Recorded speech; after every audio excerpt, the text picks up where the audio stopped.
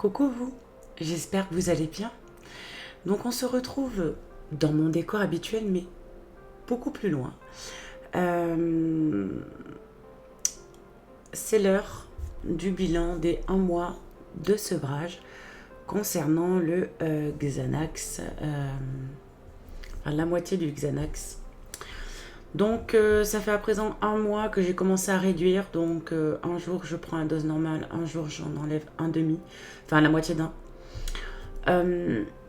Ce mois a été assez dur niveau symptômes, je parle. J'ai eu beaucoup de courbatures, des maux de ventre.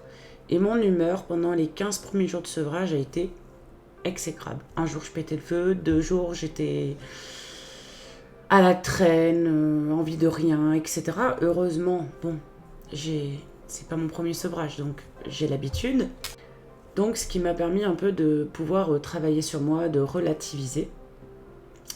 Et ce que j'ai fait en fait, c'est que je me suis beaucoup, énormément occupée pour essayer un petit peu de pallier à ces manques, à ces états un petit peu, pas dépressifs, mais mélancoliques, être soudain de mauvaise humeur, etc.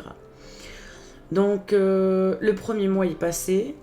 Là, ce que je vais faire du 15 mars au 15 avril, je vais faire un jour, je prends la dose normale, 2 jours, je prends la dose de sevrage. Un jour, je prends la dose normale, 2 jours sevrage, et puis je réduirai pendant le mois jusqu'à ce que je puisse en prendre un. Enfin, c'est un peu compliqué, mais voilà, jusqu'à ce que je puisse descendre comme je veux au niveau sevrage. Puis du 15 avril au 15 juin, je ferai une pause. Je ferai une pause de sevrage parce que le sevrage, il faut aller très doucement. Donc c'est ce que je ferai, j'irai très doucement vraiment.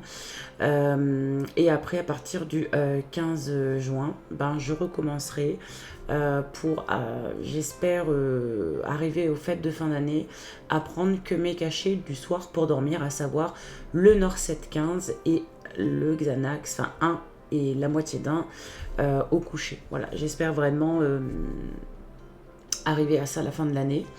Et puis courant année 2022, progressivement arrêter les médicaments du soir.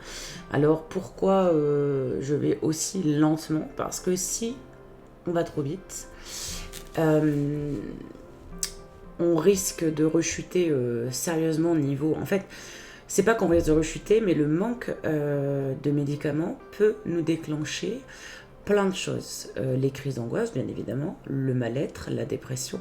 C'est pour ça qu'il faut y aller très doucement. Moi, j'y vais super doucement. Je préfère y aller doucement, comme on dit, vaut mieux prendre le temps de faire les choses comme il faut. Et c'est ce que je fais. Après, je suis pas pressée de les arrêter non plus. Ça fait tellement d'années que j'en prends que s'il y avait dû y avoir du mal qui s'est fait, qui se serait fait, ça serait déjà fait.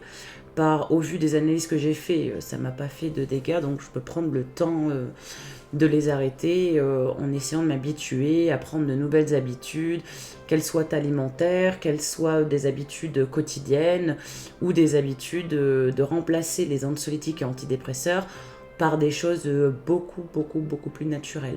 D'ailleurs, je vous ferai une vidéo la semaine prochaine concernant justement les méthodes que j'utilise pendant le sevrage. Je ne vais pas vous en faire part lors de cette vidéo parce que ça va être une vidéo, je pense, un peu longue, histoire que je vous explique bien comme il faut.